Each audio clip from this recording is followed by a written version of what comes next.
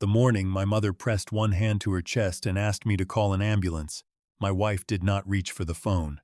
Dana folded her arms and said, "Paul, she's doing this because we have plans.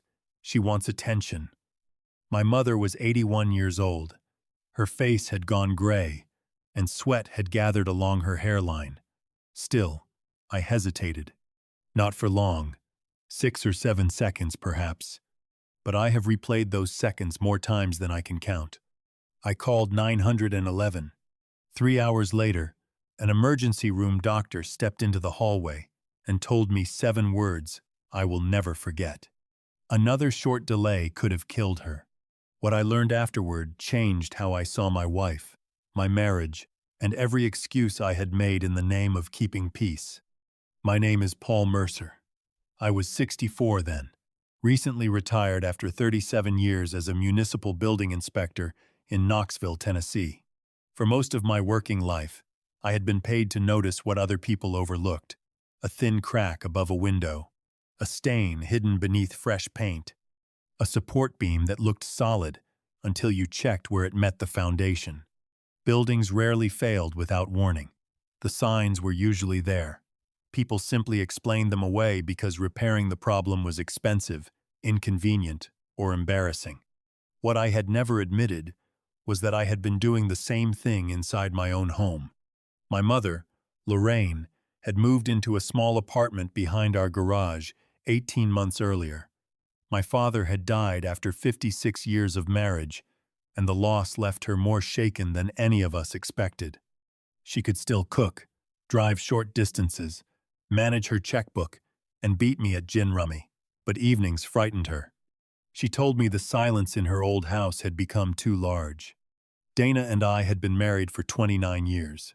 We had raised one daughter, Megan, paid down most of our mortgage, and spent years talking about the quiet life we would have after I retired.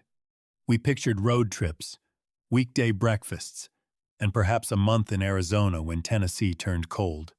When Mom asked whether she could live closer to us, Dana agreed to convert the unused garage. At least, I believed she had agreed. Mom sold the house she and Dad had owned and contributed $60,000 toward the renovation. The apartment had its own entrance, a bedroom, an accessible bathroom, and a small sitting room overlooking the backyard. My father had always been careful with money, so Mom insisted that her contribution be documented as a loan secured against the property. Dana rolled her eyes when the attorney prepared the papers. "We're family," she said. "Why make it sound like a business deal?" Mom smiled. "Good paperwork keeps family from becoming a business dispute." At the time, I laughed. Later, I understood that my mother had noticed a weakness in the structure before I had. The trouble did not begin with chest pain. It began with small complaints. Dana said Mom called too often during dinner. Mom left her television too loud. Mom asked where we were going whenever we passed her door. Mom wanted company at the grocery store when Dana had other things to do. Some of Dana's complaints were fair. My mother had never lived alone before. After Dad died, she became anxious. There were evenings when she called me because the wind was strong or because she thought she heard movement near the porch. Once, 6 months after she moved in, she woke with tightness in her chest and asked me to take her to the emergency room. The tests showed no heart damage. The physician believed she had experienced a panic attack brought on by grief and lack of sleep. Dana never forgot that diagnosis. Afterward, every symptom became anxiety. Every request became manipulation. Every frightened expression became a performance. I should have challenged that language the first time I heard it. Instead, I became a translator. I told Dana, "She's still adjusting." Then I told Mom, "Dana needs more privacy." I believed I was preventing unnecessary conflict. In reality, I was asking the more vulnerable person to make herself smaller so the stronger person would remain comfortable. The morning of the heart attack was a Sunday in early October. Dana and I had planned to drive to Chattanooga to meet friends for lunch and visit an outdoor art festival. We had been looking forward to it for weeks. Mom usually made her own breakfast. But shortly after 8, she came through the connecting door, wearing her blue robe and holding the wall with one hand. "Paul," she said, "something's wrong." I was pouring coffee. Dana was standing at the counter, packing sandwiches into a cooler. "What kind of wrong?" I asked. "My chest feels heavy. It's moving into my shoulder." Dana did not turn around. "Did you take your stomach medicine?" "This isn't my stomach." Mom lowered herself into a kitchen chair. Her breathing was shallow, and there was a cold shine across her forehead. I set down the coffee. "When did it start?" "A little while ago. I woke up feeling strange." Dana pulled the zipper across the cooler. "Lorraine, we have plans today." Mom looked at her. "I know. You were fine last night. I wasn't trying to ruin anything." Dana finally turned around. "No one said you were trying to ruin it, but the hospital already told us this happens when you become anxious." "Dana," I said. She looked at me. "If we rush her to the emergency room every time she feels frightened, we make the anxiety worse." Mom pressed her fingers harder against the fabric over her chest. I moved toward her and touched the side of her neck. Her skin felt cool despite the sweat. "Paul," she whispered, "please call someone." Dana stepped closer. "She needs to sit quietly and breathe." That is what they told us last time. Something about the certainty in her voice nearly worked on me. That was the part I hated admitting later. She sounded calm, logical, irritated, but sure of herself. And I wanted her to be right. I wanted Mom to take an antacid, lie down, and feel embarrassed 20 minutes later. I wanted to avoid another hospital bill, another argument, and another lecture about how our retirement had become organized around my mother. Then Mom's eyes closed, and her chin dropped toward her chest. I grabbed the phone and called 911. Dana stared at me, as though I had betrayed her. While the dispatcher asked questions, I unlocked the front door, gathered Mom's medications, and gave her an aspirin after the dispatcher told me to. My years as an inspector took over. I stopped debating and started observing. Time of onset. Location of pain. Change in skin color. Shortness of breath. Medication list. Previous episode. The paramedics arrived in less than 9 minutes. One attached leads to Mom's chest while the other asked her questions. I saw his expression change when he looked at the monitor. "We need to move now," he said. Dana stood near the refrigerator with her arms wrapped around herself. "Is it actually her heart?" she asked. The paramedic did not answer her. He looked at me. "Are you riding with us?" "Yes." Dana glanced toward the driveway. "Our car is blocking part of the way." I looked at her. "My mother may be having a heart attack." "I understand. I'm just saying. Move it after we leave." It was the first time in years that I spoke to Dana without softening the edges. Inside the ambulance, Mom reached for my hand. "I'm sorry," she said. Those were her first clear words after the paramedics stabilized her. Not, "I'm scared." Not, "Am I going to die?" She apologized for interfering with our plans. I held her hand. "You have nothing to apologize for." But I knew where she had learned to say it. At the hospital, the emergency team moved quickly. Within minutes, a cardiologist explained that one of the arteries supplying blood to Mom's heart appeared critically blocked. They were taking her for an urgent procedure. Dana arrived about 25 minutes later. She found me standing outside a consultation room with Mom's purse tucked beneath my arm. "What did they say?" she asked. "She's having a heart attack." Dana's face changed. For a moment, all her certainty disappeared. Then she said, "I thought it was anxiety." I looked at her. She told us the pain was moving into her shoulder. She has arthritis in that shoulder. She was sweating. She was afraid. She nearly passed out. Dana's voice rose. "I made a mistake, Paul. I didn't know." A nurse glanced toward us from the desk. I lowered my voice. "You didn't say you didn't know. You said she wanted attention." Dana looked away. For the next 2 hours, we sat in different parts of the waiting area. I kept thinking about the few seconds when I had allowed my wife's confidence to matter more than my mother's fear. People imagine guilt as something loud. Mine was quiet. It arrived as a series of questions. Why had Mom apologized in the ambulance? Why had Dana seemed more irritated than frightened? Why had I accepted the idea that an 81-year-old widow was staging a medical emergency to interfere with lunch plans? The cardiologist, Dr. Amir Patel, came out shortly before noon. He told us the procedure had gone well. They had opened the artery and placed a stent.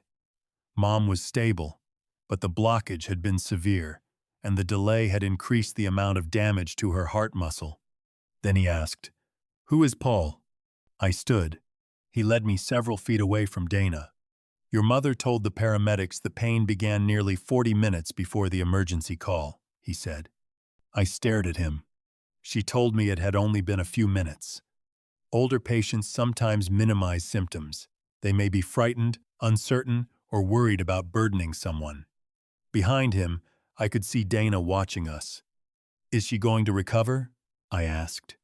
"We expect her to, but she'll need cardiac rehabilitation and close follow-up.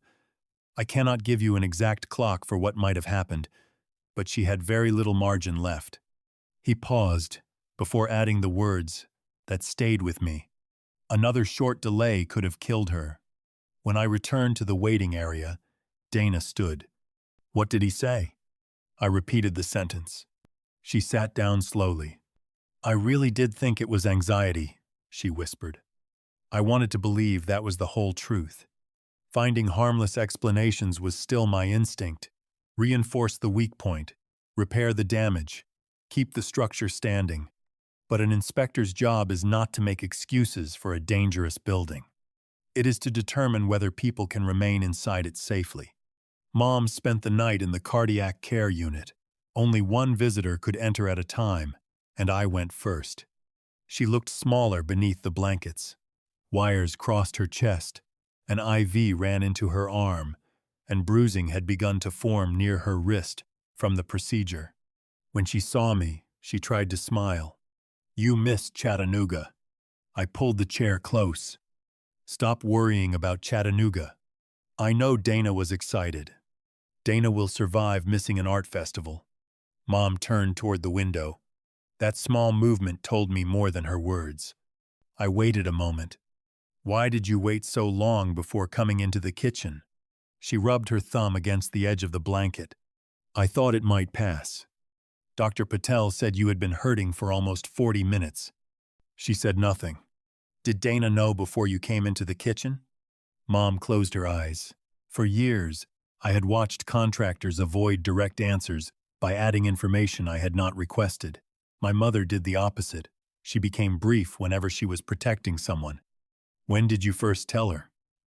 I asked. "She came into my room around 7:30. "Why?" "To remind me you two would be gone most of the day." "And you told her about your chest?" I said I didn't feel right. "What did she say?" Mom opened her eyes. "She said I often became unwell when the two of you had plans." "Did you ask her to get me?" "She said you were sleeping." "I was awake. I was in the shower." "I know that now." "What happened next?" "She brought me an antacid and told me to lie down." My hands tightened around the chair arms. "How long did you stay there?" 20 minutes, perhaps." "Why didn't you call me?" "My phone was charging in the kitchen." "Did you ask Dana to bring it?" "She told me to calm myself first." I stood and walked toward the window. Below us, cars moved through the parking lot. People carried flowers, overnight bags, and paper cups through the hospital entrance. Behind me, Mom said, "Paul." She believed it was anxiety. No, she decided it was anxiety without checking. There was that other episode. One panic attack does not make every future symptom imaginary. "I don't want you two fighting." I turned around. "Mom, you almost died. And I don't want my life to be the reason your marriage ends." I returned to the chair. "My marriage is not your responsibility." She gave me a tired look. It became partly my responsibility when I moved into your house. The wording bothered me. Not our home. Your house. As though she were a guest who had already stayed too long. A nurse came in to check her blood pressure and review her medications. While studying the chart, she asked whether Mom had attended a cardiology appointment scheduled the previous month. I turned toward Mom. What cardiology appointment? The nurse paused. Mom looked down. There was an appointment. Why didn't you tell me? Dana said it had been canceled. By the clinic? She said they had reviewed my records and decided I could wait until my annual physical. That doesn't sound right. Mom pointed toward the bedside cabinet. My purse is in there. Inside the purse was a small spiral notebook with a red cover. My mother had always kept lists. Groceries, birthdays, bills, medications, and books she wanted from the library. She told me to look near the back. The entries were dated. August 18, pressure after walking to mailbox. Dana said probably heat. August 26, woke at night with tight chest. Lasted 5 minutes. September 3, Dr. Lewis's office called. Appointment, September 21 at 10:30. September 18, Dana said appointment canceled. September 21, Paul asked why I was not dressed. Dana answered before I could. I read the final line twice. What happened on September 21st? You came by my door and asked whether I needed anything before you went to the hardware store.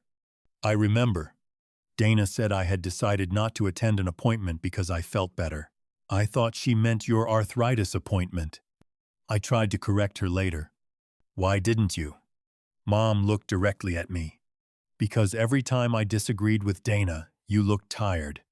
The words struck harder than an accusation. I had believed my silence was neutral. I thought an exhausted expression kept me outside the conflict. But silence is rarely neutral to the person being mistreated. It tells them they will have to carry the conflict alone. Dana entered the room 15 minutes later carrying flowers from the hospital gift shop. She placed them near the window and spoke too brightly. You look much better. Mom thanked her. I held up the red notebook. What happened to the cardiology appointment on September 21st? Dana stopped adjusting the flowers. I think Lorraine decided not to go. Mom said, You told me the clinic canceled it. Dana looked at her. I said they didn't appear concerned when I called. You called them? I asked. Your mother asked me to help. I did not, Mom said. Dana picked up her purse.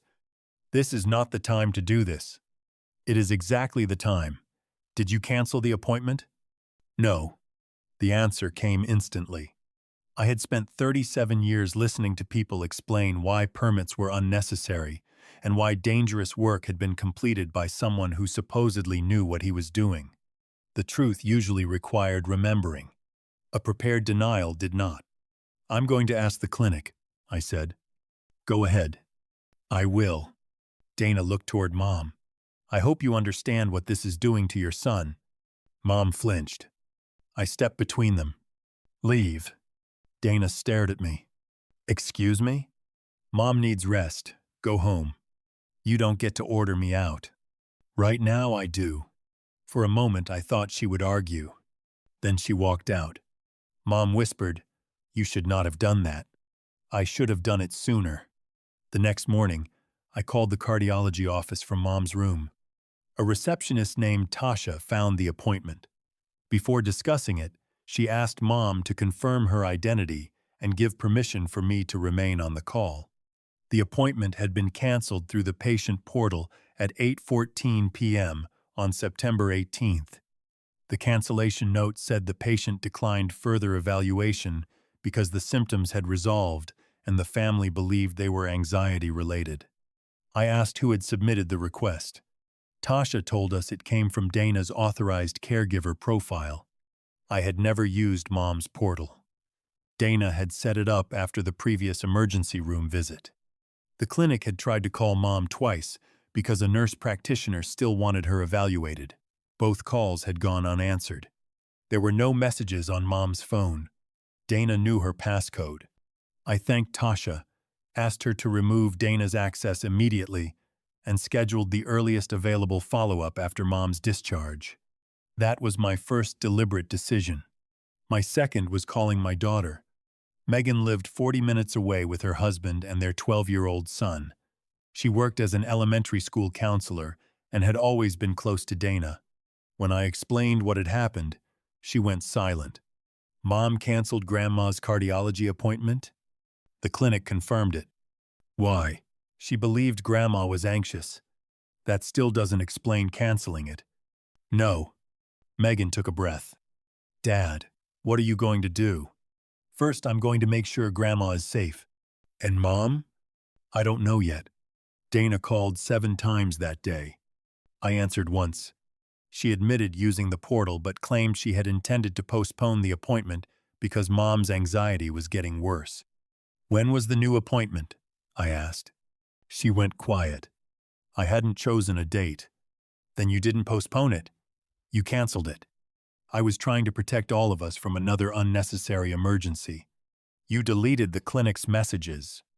I cleaned out her voicemail. I did not study every message. The clinic called because it still wanted her evaluated. I didn't know that. You knew enough to cancel the appointment. She began crying. Paul, I have spent 18 months watching our retirement disappear. Every plan depends on whether your mother is having a good day. Every dinner gets interrupted. Every trip becomes a negotiation. I understand that you were exhausted. No, you don't. I understand it better than you think. What I do not understand is why you believed exhaustion gave you authority over her medical care. I made one terrible decision. You made it several times. The appointment, the messages, Sunday morning. She did not answer. I ended the call. Mom remained in the hospital for 4 days. During that time, I found evidence that the canceled appointment was not an isolated act. A pharmacy confirmed that a new prescription from Mom's primary care doctor had never been collected. Dana had told Mom the physician decided she did not need it. A home health agency had called after Mom mentioned dizziness during a wellness visit. Dana returned the call and said the family would manage the situation privately. Then, I found a brochure for an assisted living facility in the drawer beside Mom's bed at home. Dana had written, "Opening available November 1." Across the front. When I asked Mom about it, she admitted Dana had been discussing a move. She said the apartment was becoming too much for you, Mom told me. She never said that to me. She said you felt guilty telling me. Did you want to move? No. Did you tell her that? Yes. She said we would discuss it again after your birthday. The pattern was clear now. Dana had been controlling what information reached Mom, what information reached me, and how each of us understood the other. I had been living 20 feet away. I repaired Mom's dripping faucet, changed the batteries in her smoke detector, and brought her library books. I had mistaken physical closeness for protection. Meanwhile, Dana supplied the interpretation. Mom was anxious. Mom was demanding. Mom was interfering. I heard those words so often that I stopped checking whether they were true. Control rarely begins with an obvious command. It often begins with someone deciding what another person meant, which concern matters, and whose version deserves to be heard. 2 days before Mom was discharged, Megan came to the hospital. She brought a small potted violet because Mom had never liked cut flowers. Megan sat beside the bed holding a paper cup with both hands, the same way she had since childhood.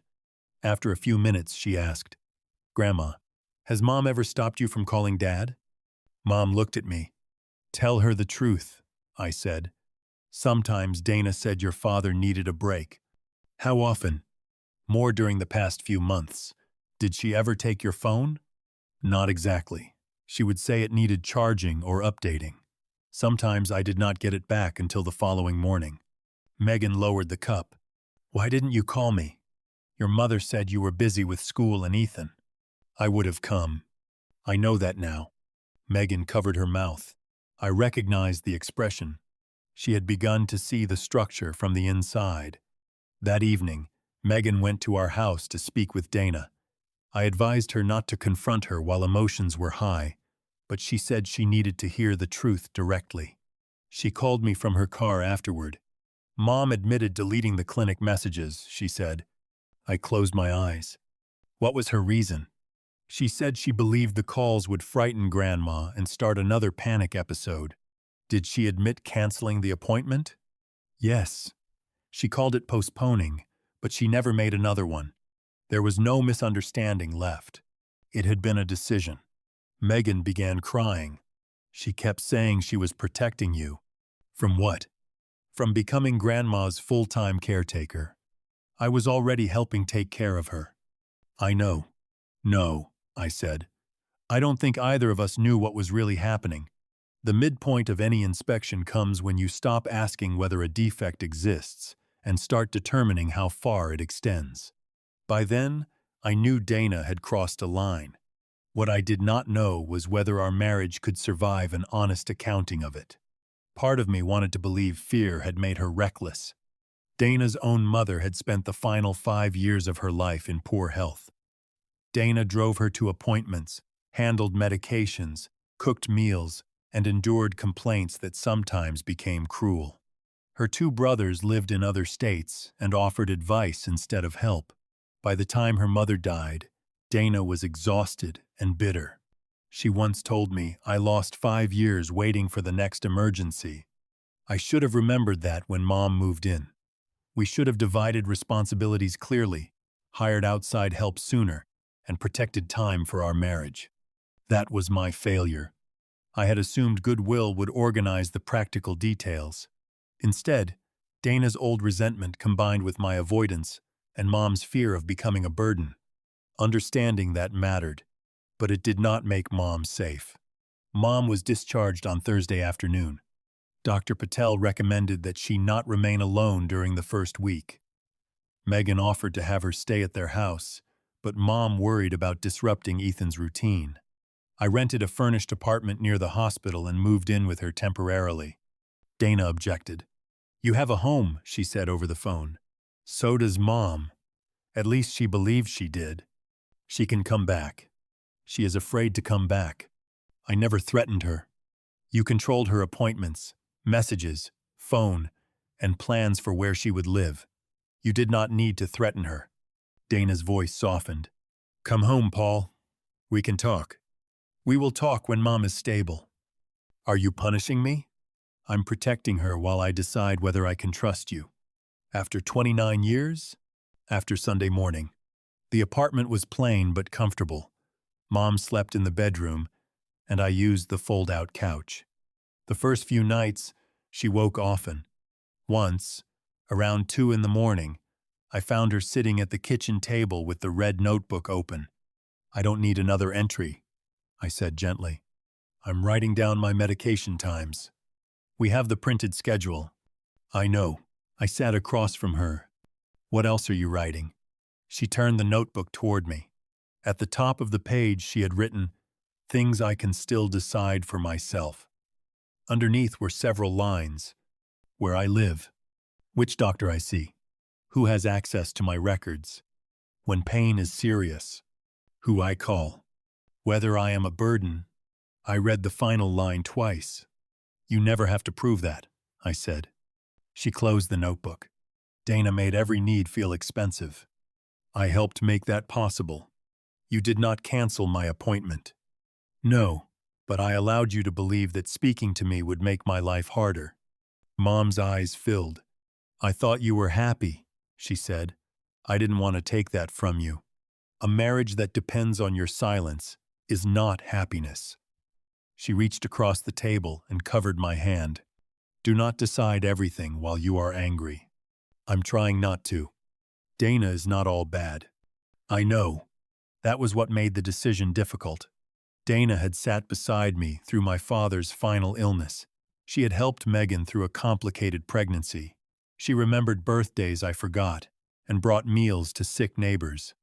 People are rarely one thing, but a person does not have to be entirely bad to become unsafe for someone vulnerable.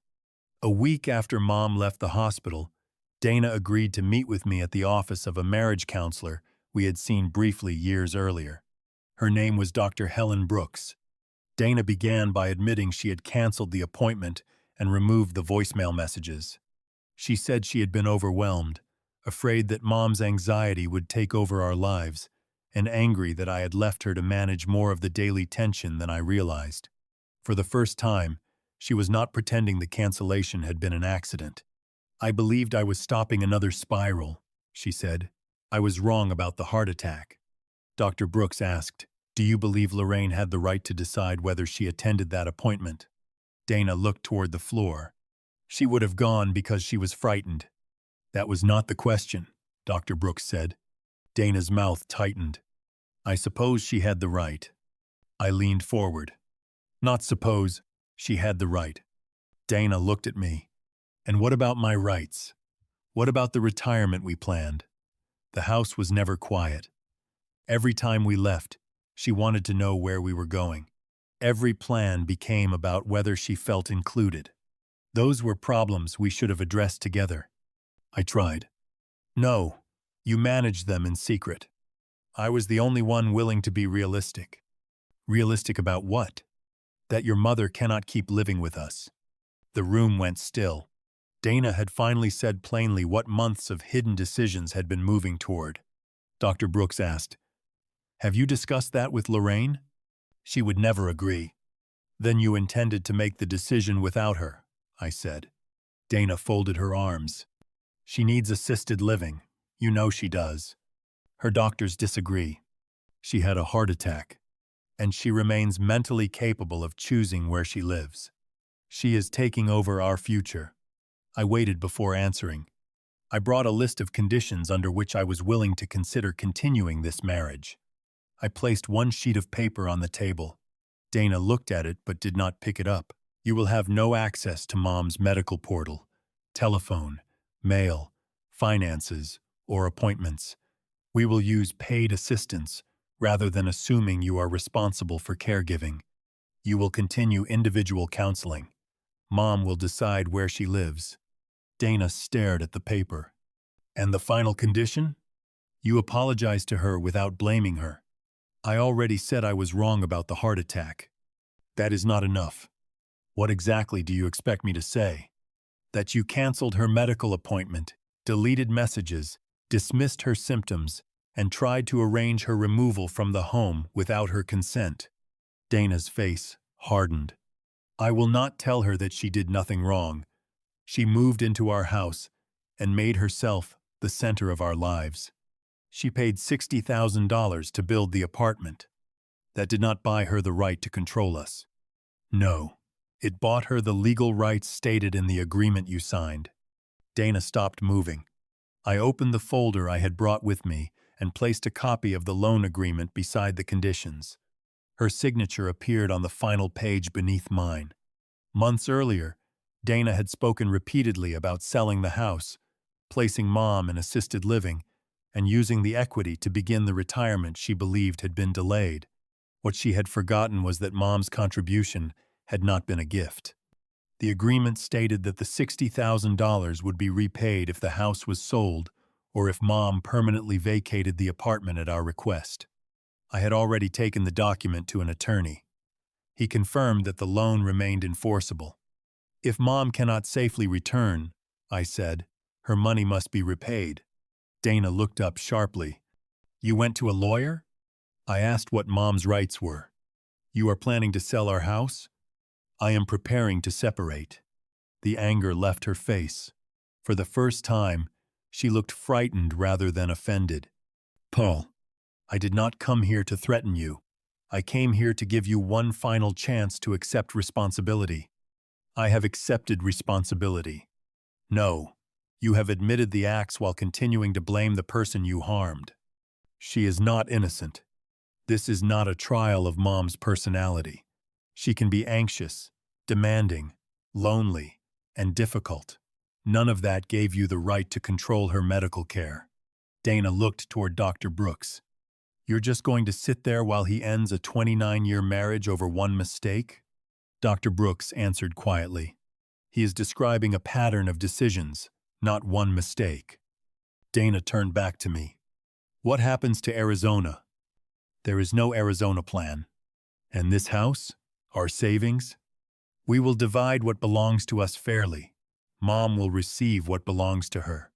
You're choosing her over me. I kept my voice level. You made me choose between her safety and your comfort. That choice should never have existed. Dana stared at the agreement again. She had wanted Mom removed so our old plans could continue. But removing her meant acknowledging the money she had contributed and the rights Dana had ignored. The consequence did not come from revenge. It came from the arrangement Dana had signed and later decided did not matter. She pushed the apology conditions away. I cannot agree to that.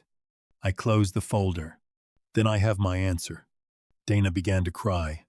For a moment, I saw the woman I had married, the mother of my daughter, and the person who had once made my life feel larger.